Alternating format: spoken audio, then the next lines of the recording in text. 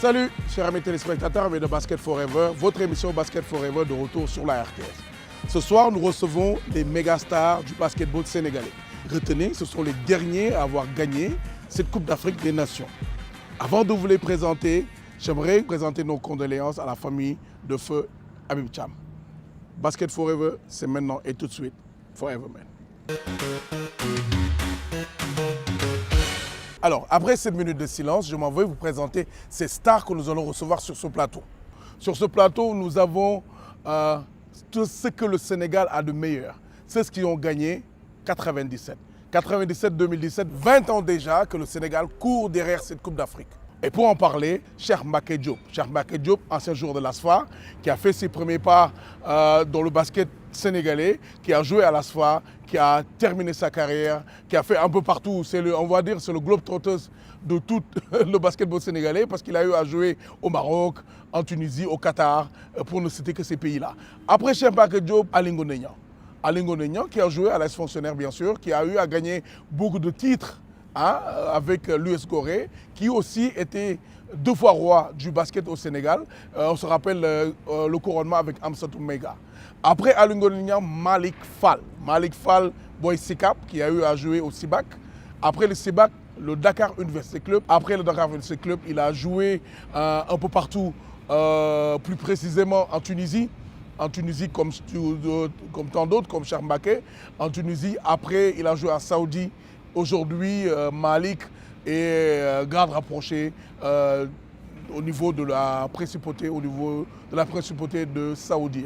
Et pour finir, nous allons le 4e invité. Il s'agit nul autre que de Assane Ndiaye. Assane Ndiaye Boy Ray, Assane Ndiaye de l'ASFA, Assane Ndiaye de sagesse. C'était les grands moments de basket au Sénégal où on venait tout juste d'avoir, je pense pour certains TV5, on avait les matchs du Liban et où Assane jouait les grands rôles. Basketball Forever, c'est tout de suite et maintenant avec ces méga stars, Basket Forever. tey émission bi dafa ala dawme ndax ñi may recevoir ci plateau bi Cheikh Mbacké Ndiaye kenn présenté tu ko Aly Ngouille kenn présenté ko Malick Fall kenn du ko présenté Assane kenn du ko présenté Cheikh ñu ngi lay dalal. waaw maa ngi kontaan si ñëw fi tey si émission bu mag bii ñuy wax Basketball Forever surtout di kontaan si retrouvaille bi nga ma permettre ma def ko ak sama ancien coéquipier yi nga xam ñu ñoo gagnandoo Coupe d'Afrique muy Assane muy Malick muy Aly Ngouille Ndiaye vraiment di xaar nag émission bu neex boo xam ne comme li ñu soxlaa fexe ba fekk ñu li nga bëgg lépp si basket bi ak li tax nga woo ñu mën ko wax mu leer. Cheikh wax ñu tuuti sa jaar-jaar parce que gëm naa ni ma la xamee yaa ma gën a xam sa bopp wax ñu Cheikh ku ko njëkk a jox ballon de basket ak Cheikh fu mu jaaree ci gaaw. bon man nag sama carrière dafa c'est exceptionnel. parce que man bokkuma ak ñu bëri carrière ndax man suma carrière man musuma def benjamin musuma def minime musuma def cadet musuma def junior man defuma petite catégorie man j'ai commencé le basket à l'âge de 19 ans jëm 20 ans comme man j'habite la banlieue maa ngi woon Thiaroye bon parfois dama daan ñëw camp Thiaroye di entraîner ak les militaires affaires yooyu foofu la ma Pouy Faye fekk Ousmane Pouy Faye nga xam ne boobu à l'époque moo nekkoon entraîneur ASFA mu gis ma ak suma taille ak suma corpulence mu ne yow dama la yóbbu ASFA mu recruté ma en 1987 87 la ma recruté donc man j'ai touché mon premier ballon de basket en 1987 89 ma nekk révélation du Sénégal ak meilleur rebondeur 89 ma dem ko championnat d'Afrique 89 ma nekk révélation d'Afrique donc man en 2 ans de basket rek comme li ñuy wax j'ai brûlé les étapes. à 2 ans de basket nekk naa révélation d'Afrique. très bien et que yàlla dimbali ma nag de 89 ba 97 maa ngi si équipe nationale bi moo tax sama gars yi su ma toogee maa ngi nag ñoo gagné noo Coupe d'Afrique mais maay seen mag parce que maag Malick Fall mi toog tey de suma gars yi nga xam ñoo joué noo Tunisie joué naa équipe nationale ak magam. donc sama jaar-jaar loolu la quoi. dëgg laa yokk Matar yaa leen di ñaari boy yu màgget équipe nationale. maag Matar Ndiaye ñoo demandoo même jour équipe nationale ñoo doon bokku nekk ay xarit lañu ba léegi nii mais mooy sama meilleur ami Sénégal parce que tout le temps maag moom ñoo doon bokku nekk ñoo gën a nekk maag moom gën nañoo nekk xale équipe nationale ba gën faa nekk mag. ce qui fait que en 89 bii ñëw Coupe d'Afrique maag Matar ñoo fa gënoon nekk xale ñoo doon bokk rek ñoo nekkoon booy yi mais il faut ma préciser tamit que en 89 maag Matar ñoo nekkoon partant yi en équipe nationale donc ñu doon ñëw équipe nationale rek nekk partant mais en 97 ñoo fa gën a mag si la nag ñoom Assane ñëw nag xam nga nekk ay booy yu fare may leen acca jël leen affaire bi. Très bien, Cheikh. Après Cheikh Mbacké, c'est un plaisir de recevoir sur ce plateau Aly Ngouille Ndiaye pour deux raisons. Aline, nous sommes de la même génération mais Aline dañoo tase ci biir match ñoom seen équipe dóor ñu dóor yu metti Aline ñu ngi lay dalal. Serigne maa lay remercier si invitation bi ñuy invité di kontaan tamit di toog ak Assane Malick ak Cheikh Mbacké opportunité pour ñu mën a wax ñoom ay nit yu baax lañu quoi dañuy déggante souvent dañuy échanger souvent kon dañuy kontaan si toog ak ñoom si émission bi waaw. Ali yow après âge fonctionnaire temps wu jaaj foo dem. waaye après âge fonctionnaire dama fa joué naa fa bi ma fa laa jàngee basket. bi ma fa jàngee basket ba dem ba ba année 99 gagneetuma aw ma dara lu ma gagné asso xanaa ma nekk fa roi du basket en 98 après ma ne comme gagnewu ma dara asso il faut ma changer air tuuti quoi après si laa demee US Gorée bi ma demee US Gorée à l'espace de 3 ans ma gagné fa 7 trophées première année bi. laa gagné bokk waaw. je me rappelle. c'est première année bi si lañ gagné championnat bi. ñu nag yéen ngeen dóoroon ñu 21 points à l'aller. une très belle équipe ñoom Aziz Samb une très belle équipe way après ñoom Massayer ñoom Pape Laye Sow Drums ñoom Ousseynou Ndiaye ñooñu. bi ngeen ñu dóoree 21 points si lañ leen dóor 23 points au retour. très bien après deuxième année bi si la ñu joué 4 finales encore les 4 finales on a perdu le championnat. waaw après si laa nekkee ensuite roi en 2002 waaw. balu basket nag El Hadj Faye Jabaar bu asso moo njëkk kii balu basket quoi. très bien waaw. très bien après nga bëgg a jógee ay fonctionnaire. bi ma jógee ay fonctionnaire bi ma demee Gorée noonu après yàlla def ma am benn contrat en Syrie. oui bi ma demee yàgguma fa une semaine laa def am double fracture ouvert tibia péroné après si laa ñibbisee arrêté sama carrière quoi. aïe très beau souvenir loolu sama jaar quoi. c'est dommage. alors après Aly Ngouille Ndiaye Maodo Malick moom kenn du ko présenté waa Sibac xam nañ ko waa Dakar Université xam nañ ko moi j'ai eu à partager ak moom les terrains de basket au Sénégal Malick ñu ngi lay dalal. di kontaan loolu teew fii tey ak sama grand Cheikh Mbacké Aly Ngouille Assane nga xam ne defandoon nañu lu bëri jaar nañu fu bëri ba tey yàlla boolewaat ñu plateau bi ñu toog nii contentement bu rëy laa si am. Malick wax ñu tuuti Sibac après Sibac Duc après. waaw Malick Sibac la jànge basket. Sibac la Liberté 6 la dëkk. Sibac la jànge basket. ba sama carré dernière année bi may waaj a dem junior après si laa dem Duc. waa garab nga mere woon nañ la. waaw mere woon nañ ma loolu nag waa Sibac mais xam naa ne après comprendre nañ ma quoi parce que xam nga nit koo xam ne amoo lu dul basket donc il faut nga topp yoon bi donc loolu moo mu yóbbu Duc bi ma demee Duc en 90 91 yàlla def ma dem ñu final Duc nga xam ne mosul woon jouer playoff c'était la première fois ñu jouer final championnat ak équipe bu GIA bu mag ba. bon par la suite la continuer carrière bi ba daal 93 ma nekk révélation 94 ñu dem championnat d'Afrique espoir en Égypte ma nekkoon fa meilleur marqueur ak meilleur joueur du tournoi bi championnat d'Afrique bi après si la amee contrat ma amee contrat dem Tunisie def naa Tunisie 3 ans 3 à 4 ans Rades après ma jógee Tunisie daal di dem Arabie Saoudite bi ma demee Arabie Saoudite def naa fa 12 ans Al Wahda laa nekk def naa fa 12 ans si benn équipe. très bien Malick. jaar waagal. merci beaucoup Malick. dama am tey plaisir bu mag plaisir bi mooy lan mooy recevoir Assane Ndiaye sur ce plateau de Basket Forever ndax lan Assane dafa bokk ci génération bi nga xam ne ñoom ñoo njëkk a dem Liban si génération sénégalais yi njëkk a dem Liban pour jouer fa au basket mu tombé période bi nga xam ne Sénégal doon ñuy doog a am ay antenne TV5 ci antenne TV5 yooyu li daan suivre match championnat LBC mu championnat libanais bi Assane nekkoon ci parmi tant d'autres Omar Mar Vincent da Silva ñoom Boniface ak ñu bëri mais Assane nekkoon ci nga xam ne dafa relever l'image du basket sénégalais très haut il jouait les grands rôles dans un grand club bu ñu doon wooyee Sagesse Assane ñu ngi lay dalal. maa ngi leen di nuyu Serigne di nuyu sama gars yi Malick Ali ak Cheikh Mbacké di nuyu famille basket bi yëpp di profiter l'occasion comme ni nga ko waxee di jaale l'ancien premier ministre Habib Thiam bi nga xamante ni sunu jour couronnement Coupe d'Afrique moom moo ñu remettre woon trophée bi. donc ñuy bàyyi xel ci moom. très bien et di nuyu famille basket bi yëpp. amiin di rafetlu jotaay bi parce que à part nous quatre y a d'autres y a 8 autres joueurs yoo xamante ni pay ñoo leen fi représenté. yor seen voix aussi et di nuyu ñëpp aussi vraiment. Assane sa jaar-jaar tuuti nga mën nga ci mosal tuuti. waaw xam naa dina xaw a gudd nag mais bon comme ni ko gars yi waxee rek man ASC Thiès laa initié. avec Pape Moussa Touré. mais li ma dugal ci basket aussi ñoom Cheikh Mbacké ñi man junior laa ñëwee parce que dama daan football aussi football laa démarré kër Bouba Jaxaw laa yeroo donc doonoon xale boo xam ni peut-être moo fa sutoon bon góor gi di ma tooñ ba ma ne ma demal basket yi donc loolu ma indi ci basket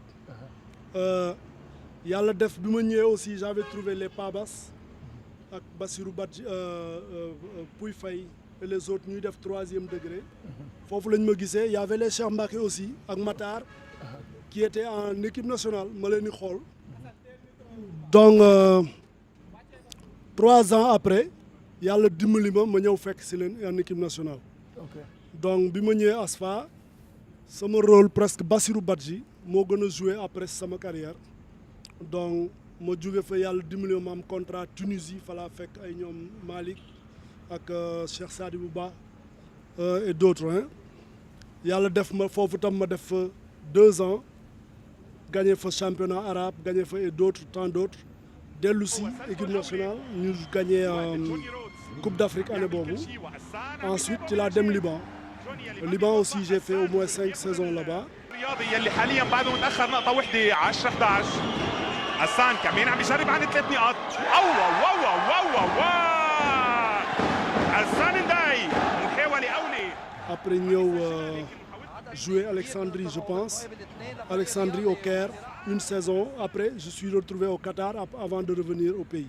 boo seetloo li mu wax ci émission ba léegi nii yëpp amul benn erreur li tax yéen tey ma invité leen ci plateau bi. waay li ngeen def moo rëy boo seetloo depuis plus de 20 ans le Sénégal n'a pas eu de trophée chez les garçons. maanaam yéen yaa leen mujjee yor affaire bi et comme ni nga ko waxee on profite de cette occasion pour maanaam nuyu sargal aussi ceux qui ne sont pas là. Il y a Raymond Carvalho qui était capitaine. de cette équipe nationale. Il y avait Yaya Dia. Il y avait Boubacar Aw. Il y avait Makhtar Ndiaye. Il y avait Vincent. Il y avait Omar Mar. Alassane Ndiaye. Il y avait Alassane Ndiaye. Mamadou Sow. Donc vraiment ñooñu ñëpp ñu ngi profité ci occasion bi pour sargal leen pour féliciter leen. parce que c'était aussi des gens qui nous ont fait plaisir. pendant cette Coupe d'Afrique là. kon le débat est posé aussi pourquoi ñu defoon 1 minute de silence bi à l'endroit de monsieur Habib Thiam jamono yu aussi tamit moo joxoon trophée Coupe d'Afrique bi. pour ceux qui nous ont rattrapé durant cette émission là ñu comprendre leen raison moo tax loolu noonu waaye tey li tax ma invité leen dafa simple. ñu ngi waaj a dem ci Coupe d'Afrique bu mag. boo xam ne ñëpp nee nañu dernier virage la parce que Sénégal chaque fois day dem bay waaj a yegg mu yàqu. j'ai jugé opportun recevoir leen ci plateau bi pour xam naka ngeen def yéen ba gagner Coupe d'Afrique mais balaa ñu du lu ñuy war a tontu bu gaaw. mais dama bëgg rek ñu jël ko depuis le commencement. organisation équipe nationale du Sénégal naka la daan demee préparation yi naka la daan demee programme yi naka la daan demee ba yéen ngeen nekk champion d'Afrique. ba léegi nag Sénégal ngi jooy ci Coupe d'Afrique on rêve de gagner ce titre-là parce qu'il est temps et nous avons cette année vraiment le potentiel car si tu as dans ton équipe un Gorgui Sy Dieng un Georges Niang un Maurice Nour qui sont nos joueurs NBA ak ñoom Khan Dalméda ñoom Mohamed Faye ak ñeneen waruñu rëcc ren du dëgg oui. léegi Assane yow mi nga xam ne yow yaa nekk ci biir fédération bi nekk responsable un peu des équipes nationales garçons Assane ñu jëkk la jox kàddu. waaw li ma ci rëdd déjà dama lay dab ci li nga wax léegi 12 yi ñoo fi nekk ñoo gagné coupe d'Afrique mais une coupe d'Afrique ça se prépare. À part les 12 il y a eu des joueurs comme nous yoo xamante ni dañ ci liggéey pendant des coupes d'Afrique. Pendant des années ba 12 yi génn ñooñu aussi ils font partie du programme. Comme ñii nga wax nii aussi c'est un groupe hein comme ni nga ko waxee cette génération mérite une coupe d'Afrique. Bon ñun li ñu gënoon a dooleel comme ni ko gars yi waxee nous étions des bandes de copains. Et on a joué des championnats ici et jamono yooyu la base était là donc on remplissait Marius Ndiaye donc les vis-à-vis gars yi dañ ko daan gis fii. Bon maintenant booy presque la plupart sont des pros donc pour dajale leen déjà du yomb mais je sais que l'engagement est là nous tous nous sommes conscients que ni cette génération-là il faut de l'assistance et de l'engouement et vraiment une bonne motivation yàlla mën nañu dimbali ñu gagner coupe d'Afrique bi. Alors juste avant ñuy gën a sori je aussi dire que war ñu fàtte ñi fi nekkoon mooy président fédération yeeg directeur technique yeeg association boobu noonu parce que ñooñu tamit bokk nañ ci ñi tax ba ngeen gagné mais aujourd'hui yéen ñi fi nekk ci plateau bi j'aimerais bien que chacun d'entre vous wax ma un peu naka la gisee suñu niveau de basket ici au Sénégal jamono ñuy toll nii Cheikh Mbacké. Bon man pour tontu sa question bi damay ñëw parce que comme li ma la man maay ancien bi man maa lay ancien parce que man joué naa Coupe d'Afrique 89 li may njëkk a dugal mooy patriotisme moom laay njëkk a dugal léegi maa ngi waxtaan ak Assane mu ni moom équipe nationale gars yi bu ñuy déplacé day am flèche am yooyu mais man je me rappelle man def naa 10 ans équipe nationale man Ndiaga Ndiaye laa doon dugg man je me rappelle man ak Matar Ndiaye ak Etienne Préna dem nañ France préparation 91 ñu fanaan si mbedd mi ñun on paye de notre propre argent suñuy billet d'avion pour ñëw équipe nationale parce que il faut loolu jiitu gëm bi ñun équipe nationale lañu ko gëmoon ñun ñëwuñu woon équipe nationale parce que ay star la ñu woon ñëwuñu woon équipe nationale parce que ñun ñëwuñu woon équipe nationale pour porter le maillot national que ñu am dara que ñu bañ a am dara ñu ko doon sol donc loolu mooy gëm bi d'abord mais comme li nga wax dafa am organisation léegi ma wax la benn exemple ñun suñu équipe nationale ba bi ñuy gagné coupe d'Afrique 89 ba 97 benn directeur technique la ñu am boobaa ak léegi ñaata directeur technique ñoo fi jaar 89 ba 97 benn directeur technique la ñu am ma koy rendre hommage Pa Bislel que la terre de Yoff lui soit légère mu nekkoon nit koo xam ne tamit mun naa wax ne suñu papa la parce que toujours dama koy wax dama ni ñun suñu chance dañoo yor koo xam ne nii lépp moo ñu ko ëppale daf ñu doon yar si équipe nationale ñun dañu doon mottale suñu yar si équipe nationale daf ñu doon def ñun wax ak Pa Bislel honneur la woon si ñun mu téye ñu nag gëmloo ñu benn affaire mooy dañuy jël coupe d'Afrique moo tax de 89 ba 97 ñu koy ñafe comme les Assane wax am na ñoo xam ni Matar Ndiaye muy man muy Matar Ndiaye muy Cheikh Stade Bouba ancien yi ma la ay Moustapha Gaye actuel entraîneur des filles ñoo démarré woon cycle boobu mais gars yi di bàyyi ñii di màgget ñii di bàyyi ba maa Matar Ndiaye yu ñëw ba gars yi dab ñu ba ñu gagné coupe d'Afrique donc léegi job bi fan la commencé. donc maanaam processus la woon. processus la woon dafa am programme bu leen c'est établir ça. pendant la durée. kon aujourd'hui il nous faut faire une projection sur le futur xam aujourd'hui fédération bi lan mooy projet am lan la bëgg dans les 4 ans à venir dans les 3 ans à venir dans les 5 ans à venir est-ce que aujourd'hui bëgg na gagner coupe d'Afrique bi ren mais loolu yëpp dafa war a nekk ci cadre projection. mais loolu la ñu war a def actuellement processus parce que il faut que ñu xam nga tey jii joué nañ coupe d'Afrique ñu perte ko yow yaa ngi ni ñu ngi jëmaat coupe d'Afrique lan mooy sunu ambition dañu dem pour participer wala dañu dem pour gagner. c'est une très bonne question. dañu dem pour gagner wala dañu dem pour participer. Gagner. dañu dem pour gagner donc man mënuma concevoir à 2 mois d'une coupe d'Afrique gisuma entraîneur gisuma joueur bu ñu waxee ñu ni comme kii lu wax mu ni les joueurs sont à l'extérieur mais ñun dem nañ coupe d'Afrique boo xam ne amuñu pro et on est 2e coupe d'Afrique boo xam ne amuñu pro ñun ñëpp ay locaux la ñu woon. mais est-ce que loolu du dellu soit si question bu ma njëkk bi ma posé. parce que mooy championnat bi question bi ma njëkk a posé mooy championnat bi. mais est-ce que aujourd'hui Aly Ngoné yow laa koy laaj su boobaa yow mi nga xam ne yaay entraîneur sur le plan national fi yaay coaché équipe en 2e division est-ce que basket Sénégal am na niveau Aly Ngoné. waaw loolu dinaa si mun tontu loolu nga wax noonu mooy problème bi basket Sénégal amul niveau parce que nu ma ko mën waxee ñun suñuy temps basket bi dafa amoon niveau moo tax dañoon den génnee équipe locale moo doon dem Coupe d'Afrique tu peux sortir 8 locaux 4 expatriés loolu la doon am mais léegi parce que Sénégal mënoo génnee 5 locaux sax mënoo ko fi génne. mais lu waral loolu. lu waral loolu parce que ma question. waaw. La question qui me revient mooy dafa mel ni dañuy amatul Busnel amatuñu Bonaventure. aujourd'hui benn anecdote la amoon par exemple ci Pa Bonaventure Carvalho bu jógaan université doon ñibbi Karak Mermoz la daan jaaree et souvent bu jaaree Mermoz dafa daan gis bu la fekkee yow nga nekk pivot wala ailier nga yor nga def benn mouvement ni nga ko defee baaxul da koy jaral mu jéggi dugg ci biir terrain bi ne la yow kat nii nga war a doxalee defal na sa tànk defal na si ni et c'est des choses qui nous manquent réellement aujourd'hui. parce que formation bi moo des. d'accord formation bi léegi dafa yàqu parce que léegi n'importe qui léegi mooy former ay joueurs. mooy nekk entraîneur. mooy nekk entraîneur parce que n'importe qui bu ñëwee nekk am na ñoo xam ne musuñu def basket musuñu amuñu vécu si basket bëgg a nekk ay entraîneur nga bëgg a former ay xale mais day répercuté wu si kaw moo tax il faut formation bi la ñu war a gën a xoolaat tant que formation bi baaxul ah du ñu jénnee ay joueurs yu baax championnat Sénégal du nekk championnat bu am doole parce que championnat bi léegi amatul benn doole ndax dañu manqué ay formateurs. boo seetloo suñu niveau basket léegi ngay dem Marius Ndiaye doo sax am envie seetaan ko parce que ngay ñëw da ngay seetaan match boo mu jeex doo gis tour de rein doo gis derrière le dos Babou Cissé da nga naan seetaan c'était un régal boo gisee mu def dribble def tour de rein Omar Mar changement de direction mi changement de rythme moo doon daaneel ñëpp yow Aly Ngouille Ndiaye amoon nga say fay mi bopp Cheikh Mbacké n'en parlons pas donc loolu noonu dafa rare léegi ci basket Sénégal. mais loolu Serigne man je pense que ni aussi les gosses sont pas patients nos gosses partent trop vite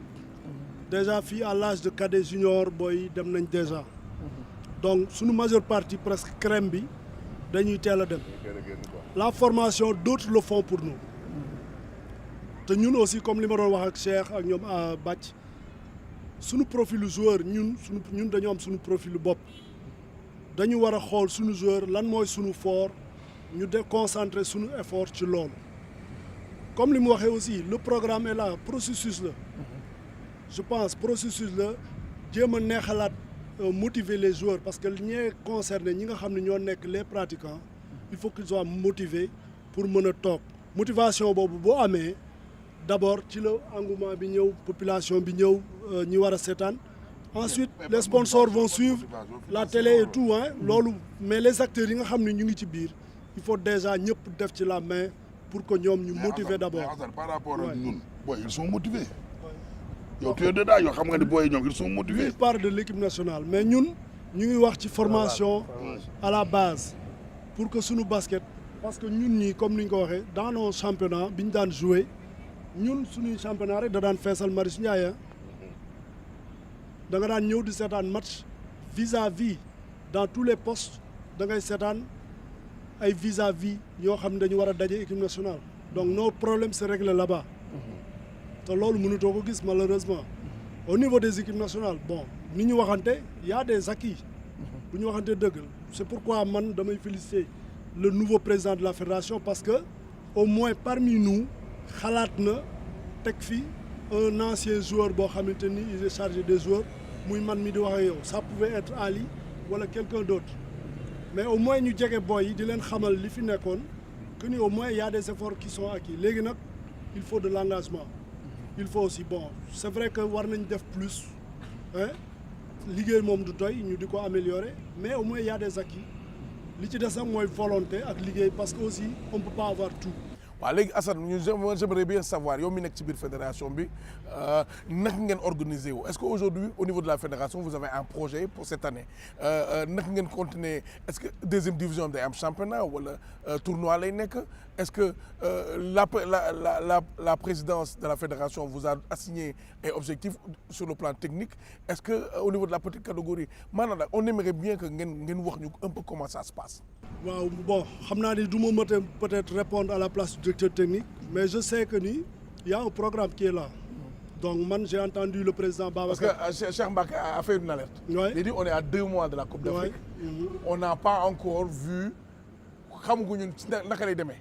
xëy na bon lui à l'extérieur comme man ñun nekkuñu ci biir mais comme yow yaa ngi ci biir xëy na ñu mën jox. waaw li ma mën a wax aussi mooy aussi loolu c'est venu d'en haut parce que la FIBA déjà ba fii ñu wax nii. il y a des incertitudes par rapport à l'organisation. De l'Angola, tout à Donc fait. déjà, loolu, ça fausse tout le programme.